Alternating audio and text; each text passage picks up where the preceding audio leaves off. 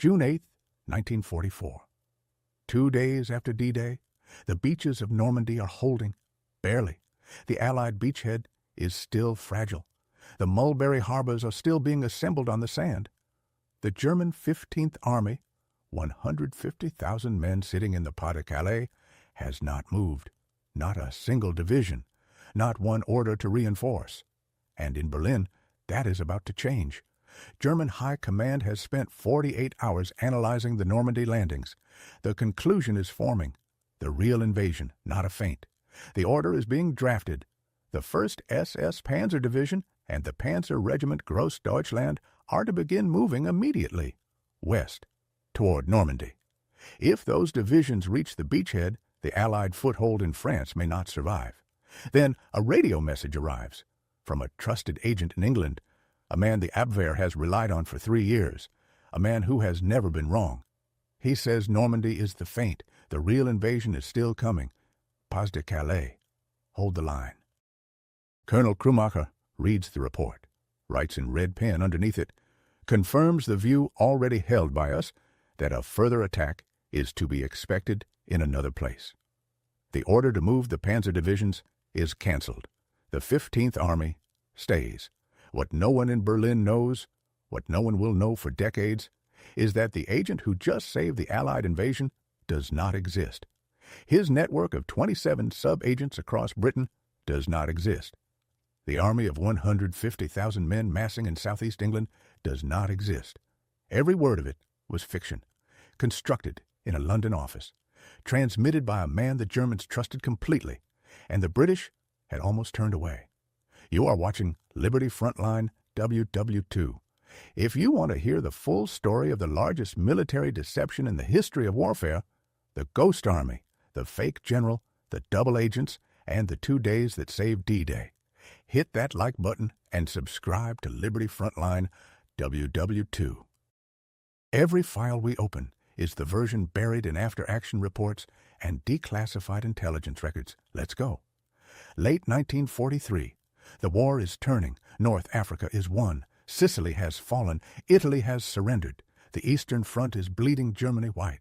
But the war is nowhere near over. For the Allies, one question dominates every planning session, every strategic conference, every sleepless night, in every command post from Washington to London. How do you invade mainland Europe? The answer is France. It has to be France. A cross-channel invasion from southern England, the shortest possible route, is the only way to drive into the heart of Germany with enough force to end the war.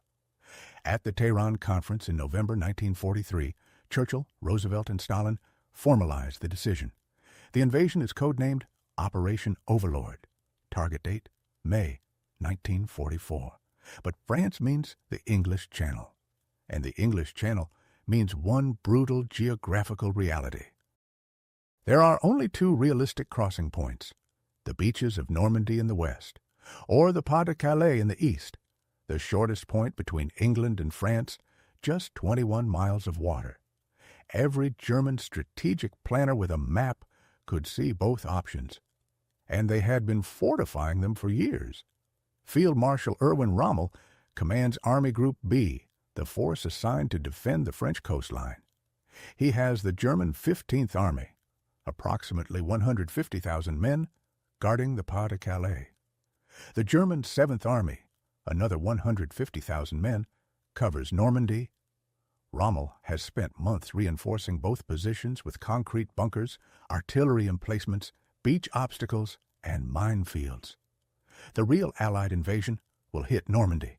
Montgomery's 21st Army Group, the U.S. 1st Army, and British 2nd Army, is assembling on the Salisbury Plain in southwest England. They will cross from ports at Weymouth, Portland, Portsmouth, Plymouth, and Southampton.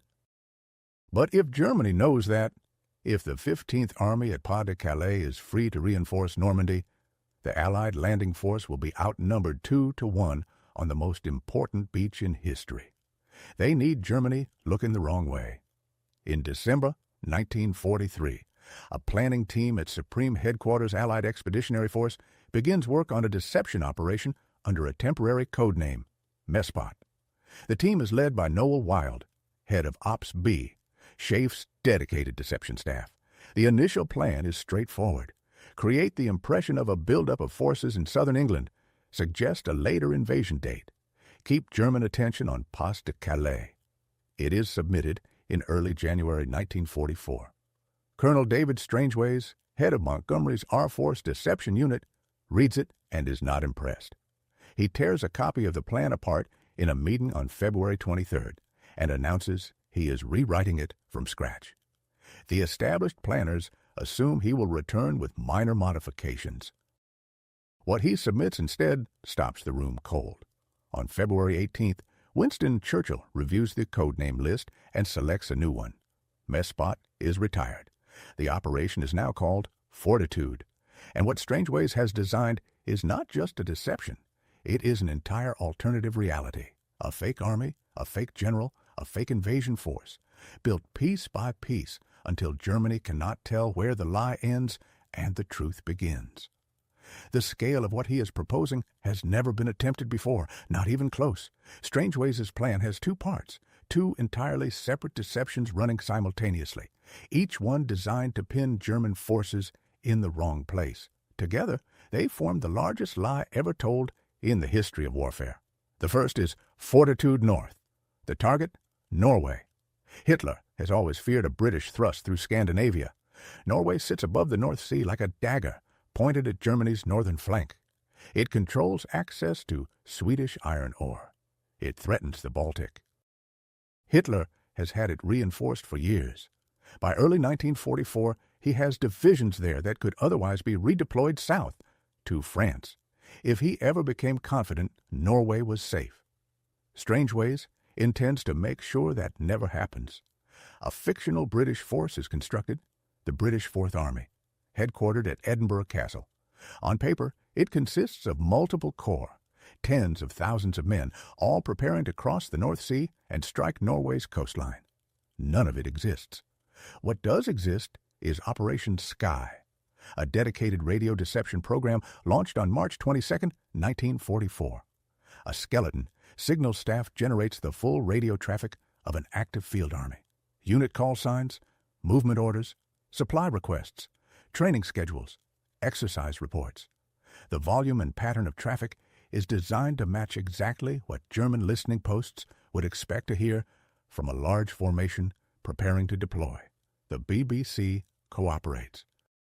Football scores and wedding announcements are broadcast addressed to non-existent units in Scotland. Double agents Mutt and Jeff, two Norwegian agents who surrendered after landing in the Moray Firth in 1941 and were turned by MY5, file reports on troop sightings and convoy movements across northern England. British commandos raid Norwegian industrial targets, shipping, power infrastructure, military outposts. Naval activity increases in the northern seas. Diplomatic pressure is applied to neutral Sweden, every signal, every raid, every broadcast, all pointing toward Norway. By late spring 1944, Hitler has positioned 13 army divisions in Norway, 13 divisions sitting on a coastline that will never be invaded, waiting for a British Fourth Army that does not exist. But Fortitude North is the supporting act. The main event is Fortitude South. And at the center of Fortitude South is an army of 150,000 men that has no soldiers, no weapons, no vehicles, and no buildings. It has a name, the 1st United States Army Group, FUSAG. FUSAG exists on paper, in radio traffic, in double agent reports, and in the anxious calculations of German intelligence analysts in Berlin. It is positioned on maps, in signals, in leaked briefings across Kent, Essex, and Suffolk in southeast England. Directly opposite the Pas-de-Calais, 21 miles of water between it and the most heavily fortified stretch of the French coastline. The German 15th Army, 150,000 men under Army Group B, is sitting on the other side of that water, watching. To build FUSAG into something the Germans cannot ignore, Strangeways needs three things: physical evidence, radio traffic, and human intelligence. He gets all three. For the physical layer, the film industry goes to war. The Shepperton Studios, the same facility that had been building dummy aircraft for the RAF since 1940, produces hundreds of inflatable rubber tanks. Canvas and metal frames assembled in 30 minutes lined up in vast formation areas across southeast England. From German reconnaissance altitude, they are indistinguishable from the real thing. 250 dummy landing craft are built from scaffolding tubes, wood, canvas, and empty 40-gallon oil barrels. Each one takes 30 men, 6 to 7 hours to assemble. They are deployed in harbors and estuaries along the southeast coast from Dover to Great Yarmouth, moored in tight formation, simulating an embarkation fleet being staged for a cross-channel assault. The problem is the weather. Strong winds flip the canvas craft. Companies of the Worcestershire Regiment are placed on permanent standby, racing to harbors at any hour to right the overturned dummies before German reconnaissance can photograph the chaos. A fake fuel depot is constructed near Dover. Wooden boards, scaffolding, old sewer pipes from London bomb sites. From the ground, it looks like nothing. From 20,000 feet, it looks like a major forward logistics base. In the tunnels beneath Dover Castle, the same tunnels that housed the command center for the Dunkirk evacuation in 1940, British and Canadian signals units work around the clock in 8-hour shifts, 7 days a week. They transmit and relay a constant stream of encrypted fake radio messages across Britain, simulating the full communications architecture of a major army group preparing to move. The signalers do not know what they are sending. They know only that it cannot stop. By the end of May 1944, 1 week before D-Day, German intelligence analysts in Berlin calculate that 79 Allied divisions have assembled in Britain. The real number is 52. Fusag needs a commander, someone the Germans will look at and believe without question. Someone whose presence at the head of an army means the invasion is real and the target is serious. There is only one choice, General George S. Patton. The Germans consider Patton the most dangerous Allied commander on the Western Front. Aggressive, unpredictable, brilliant. They believe he will lead the decisive blow. If Patton is commanding the army opposite Calais, then Calais is where the invasion is coming. Omar Bradley, Fusag's original commander, is quietly moved aside. Patton takes command of a ghost. He throws himself into it completely. He tours the fake assembly areas. He makes speeches at public events in southeast England. He attends women's club luncheons. He inspects imaginary infantry in armored formations. Photographers accompany him everywhere. The images are circulated. The Germans pick up the trail. In the lobby of a London hotel, Patton spots Brigadier General James Gavin. They talk briefly. As Patton leaves, he turns back, loud enough for anyone nearby to hear. "See you in the Pas-de-Calais, Gavin." The words are in a German intelligence report within days. But the physical deception in Patton's performance are only the surface layer. Underneath it, something far more precise and far more dangerous is running. The double agents, and the most important of them, the one on whom the entire operation ultimately depends, started this war as a chicken farmer from Spain who couldn't get anyone to take him seriously. The entire operation rests on two men who do not officially exist. The first is Roman Czerniawski, codename BRUTUS, a decorated Polish Air Force officer born in Warsaw, veteran of the 1939 campaign, who escaped to France and later built one of the most effective resistance networks in occupied Europe. The Gestapo arrested him in November 1941.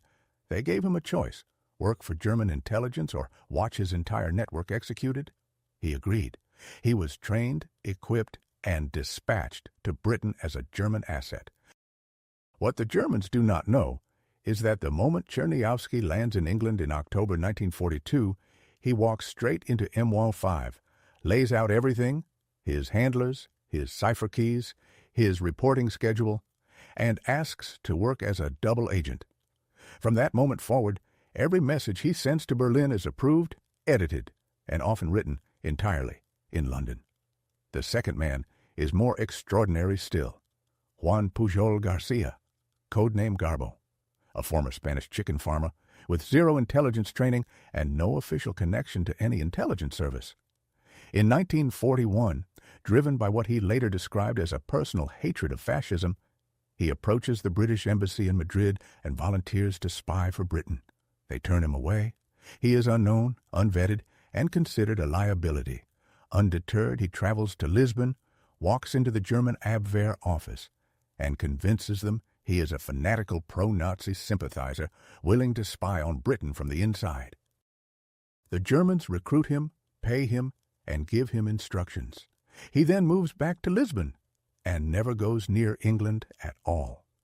Using a railway timetable, a blue guide tourist map of Britain, a Spanish-language guide to the Royal Navy, and whatever British newspapers he can obtain, he constructs an entirely fictional spy network from his hotel room.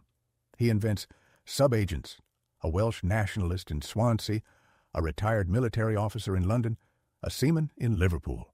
He files detailed, plausible reports describing British troop movements, convoy schedules, and civilian morale. The Germans receive each one and consider it gold. By late 1941, Ultra intercepts at Bletchley Park flags several of his fabricated reports as suspiciously accurate. MI5 trace the source. What they find is a civilian operating alone, with no resources, running the most effective false intelligence feed currently aimed at the Third Reich. In April 1942, they bring him to London. MI5 officer Tommy Harris becomes his handler. Together, they spend the next 2 years expanding the fiction, building a network of 27 invented sub-agents, each with a name, a cover story, a geographic location, and a unique communication pattern. By spring 1944, GARBO has transmitted over 500 radio messages and written more than 315 letters to his German handlers, each running approximately 2,000 words. German intelligence has paid his fictional network a total of roughly £20,000. His handler, Friedrich Karl Kuhlenthal in Madrid, considers him the most reliable British source in the entire Abwehr network. On May 1, 1944, GARBO reports to Berlin that a retired Welsh seaman has personally observed units of the 28th U.S. Infantry Division moving through southeast England. On May 9th, BRUTUS reports the 6th U.S. Armored Division conducting exercises near Dover. On May 15th, GARBO adds the 4th U.S. Infantry Division to the Fusag order of battle. The picture being assembled in German intelligence files shows a massive, coherent force building directly opposite the Pas-de-Calais. Every report cross-references the last. Every source appears independent. The physical deception reinforces every word. Shepperton Studios produces hundreds of inflatable rubber tanks, each one deployable in under 30 minutes, indistinguishable from a real Sherman tank in aerial photography taken from above 3,000 feet. Signal units operating from tunnels beneath Dover Castle generate continuous fake radio traffic around the clock. Whole Army Corps appearing to communicate, move, and resupply across southeast England. None of it is real. German Luftwaffe reconnaissance aircraft photograph long columns of landing craft moored along the Kent and Essex coasts. Those craft are built from scaffolding tubes, wood, canvas, and oil barrels. 250 of them. Each requires a team of 30 men working 6 to 7 hours to assemble. Then the Allies execute a final audacious move. On 23 May 1944, British officers escort General Hans Cramer, last commander of the Africa Corps, recently repatriated from British captivity due to severe asthma, to a farewell dinner at General Patton's headquarters before his return to Germany. Road signs across southwest England have been quietly removed and discreetly replaced with misdirecting ones. Cramer is driven on a carefully planned route through Kent and Essex, directly through the Fusag concentration zones. He sees the troops, the armored columns, the vehicle parks, the infrastructure. He is told casually by his British hosts that much of what he is seeing is part of General Patton's 1st United States Army Group. 2 weeks later, Cramer stands before Hitler's staff in Berlin and delivers his personal assessment. The Allied buildup is concentrated in the southeast of England. The invasion will strike at Pas-de-Calais. He saw it himself. Hitler now has the same conclusion delivered by three entirely independent sources: his own Luftwaffe reconnaissance, his most trusted agent network in Britain, and a German general who walked through the assembly zones with his own eyes. Every single source points to Calais. Every single source is wrong. 200 miles to the west, on the beaches of Devon and the training grounds of Salisbury Plain, the real invasion force has been assembling for months. 156,000 men earmarked for the first wave alone, nearly 7,000 ships, 5 landing beaches coded Utah, Omaha, Gold, Juno, and Sword, and a launch window that is now measured not in weeks, but in days. June 5th, 1944. The weather is breaking open. General Eisenhower sits in a prefabricated hut at Southwick House and stares at a meteorological chart. He has one question to answer: go or wait. Meanwhile, in a safe house in London, GARBO is preparing the most precisely timed transmission of the entire war. Get it wrong by even a few hours, and the beaches of Normandy become a slaughterhouse. June 5th, 1944, 11:30 p.m. GARBO sits at his radio set in London and calls Madrid. He has a message, urgent, time-critical, that needs to reach German high command before the first Allied boots hit the ground in Normandy. The beach landings are scheduled for 6:30. The airborne drops begin in hours. Madrid does not answer. The German radio operators in Spain have gone off air for the night. Their shift ends at 11:30 p.m. It does not resume until 7 a.m. GARBO transmits into silence. The message that could shape the entire outcome of the invasion sits unread. It is not a failure. It is the plan. The transmission was deliberately timed to miss its window.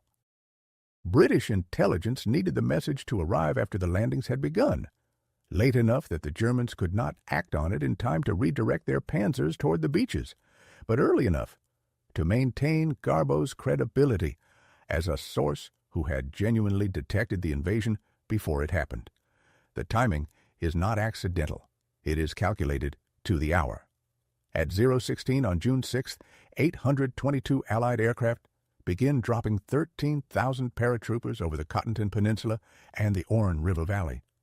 The 82nd and 101st Airborne Divisions descend west of Utah Beach. The British 6th Airborne drops east of Sword. Normandy is already in motion.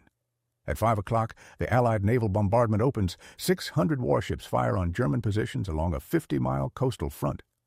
The noise is audible in London.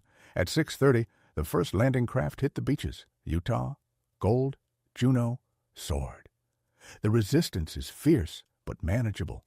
At Omaha, it is catastrophic. The American 1st Infantry Division and the 29th Infantry Division land directly in front of the German 352nd Infantry Division, a veteran, combat-hardened unit that had moved to Omaha 2 weeks prior for a routine training exercise and never left. Allied planners had no confirmed intelligence of the 352nd's presence. The men of the 1st and 29th walk off their landing craft into concentrated machine gun, mortar, and artillery fire from positions dug into the bluffs above the beach. Within the first 4 hours, approximately 2,000 American casualties are recorded at Omaha alone. Bodies collect at the waterline. Survivors shelter behind a 4-foot seawall and cannot advance. For 3 hours, the American sector at Omaha is on the edge of collapse.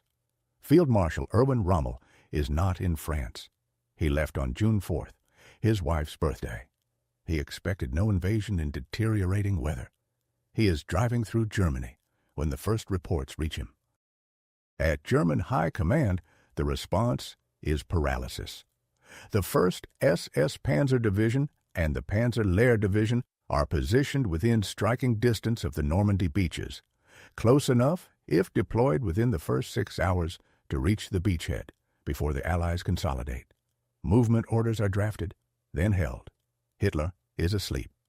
Standing orders prohibit the release of armored reserves without his personal authorization. His staff refuse to wake him. The panzers sit idle. At 700 hours, GARBO's Madrid handlers come back on air. They receive his transmission, the one sent hours earlier, into silence. The message is urgent. GARBO reports that 3 of his sub-agents have provided confirmed intelligence.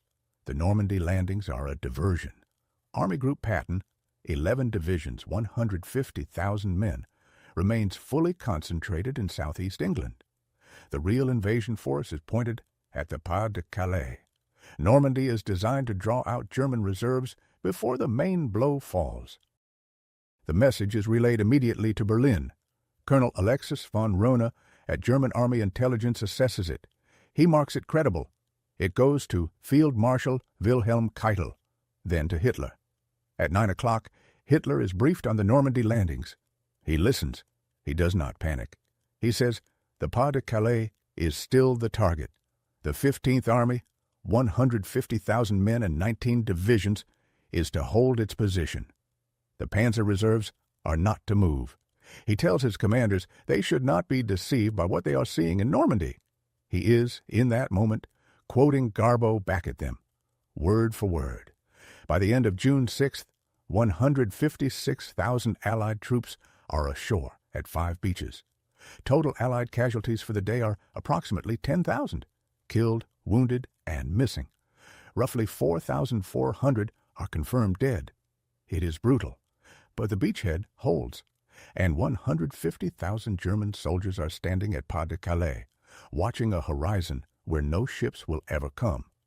The deception has worked, but it isn't finished yet. The deception does not end on June 6th. That is what makes Fortitude unlike anything before or since. By June 8th, 2 days after D-Day, the German High Command is beginning to waver. Reports from Normandy are alarming. The Allied beachhead is consolidating faster than expected. OKW issues movement orders for the 1st SS Panzer Division and the Panzer Regiment Grossdeutschland toward Normandy. If those units reach the beaches before the Mulberry harbors are operational, the Allied lodgment could still be broken apart. The window is narrow. The beachhead is still fragile. GARBO transmits on June 8th. The message is one of the longest and most precisely constructed of the entire operation. He writes in full that the Normandy attack is a diversion, a deliberate Allied trap designed to draw German reserves westward before the true invasion strikes the Pas-de-Calais. He cites the continued presence of Army Group Patton in southeast England. He warns that any movement of the 15th Army toward Normandy will leave Calais exposed at the exact moment the real blow falls. He closes by stating his personal conviction: do not move.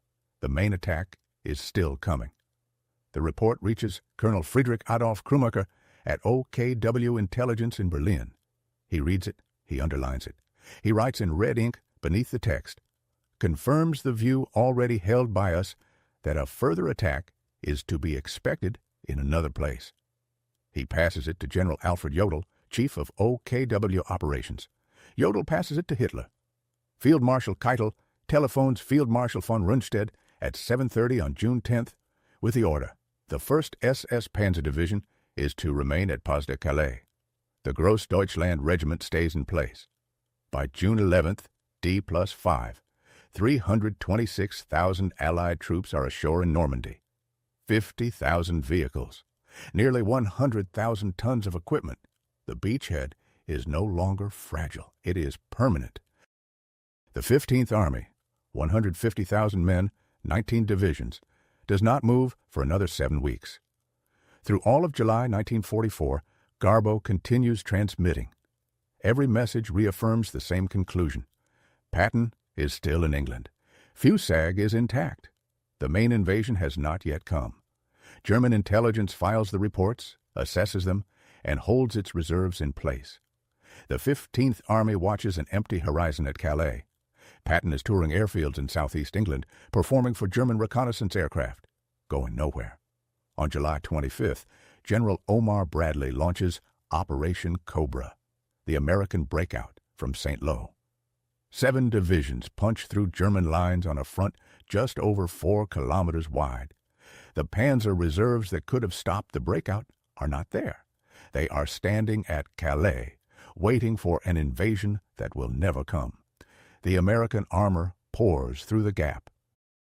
By August 1st, General Patton, the real Patton, now commanding the actual U.S. Third Army, is racing across France at 30 miles a day. Between August 12th and 21st, Allied forces close the Falaise pocket. Roughly 80,000 to 100,000 German troops are encircled in Normandy. Between 10,000 and 15,000 are killed. Between 40,000 and 50,000 are taken prisoner. The roads out of Falaise are choked with destroyed vehicles, dead horses, and abandoned equipment. It is the single greatest defeat of the German army in the West. On August 25th, Paris is liberated. Operation Fortitude officially stands down on September 28, 1944. In his final report to the Combined Chiefs of Staff, General Eisenhower wrote, "The German 15th Army, which, if committed to battle in June or July, might possibly have defeated us by sheer weight of numbers, remained inoperative during the critical period of the campaign, and only when the breakthrough had been achieved were its infantry divisions brought west across the Seine, too late to have any effect upon the course of victory. I cannot overemphasize the decisive value of this most successful threat. Fortitude North had tied down 27 German divisions in Norway and Denmark throughout the campaign, divisions that never fired a shot in France. And what of the men who built it? On July 29, 1944, Juan Pujol Garcia, GARBO, received official notification that Adolf Hitler had awarded him the Iron Cross Second Class for extraordinary services to the Reich. He accepted it. 4 months later, on November 25, 1944, King George VI awarded him the MBE. He is the only person in the history of the Second World War to receive formal decorations from both sides of the same conflict. After the war, fearing reprisals from former German contacts, GARBO faked his own death, officially recorded as dying of malaria in Angola in 1949. He lived under an assumed name in Venezuela for decades. He was rediscovered by British historian Nigel West in 1984. He died on October 10, 1988, in Caracas. He was 76 years old. Roman Chernyavsky, BRUTUS, returned to Poland after the war, was arrested by the communist government, and spent years under suspicion before his role was finally acknowledged. He died in London in 1985. Operation Fortitude was not one with tanks, artillery, or air power. It was one with false radio signals, rubber tanks, forged agent reports, and a chicken farmer from Barcelona who decided, alone and without authority, that he could help end a war. He was right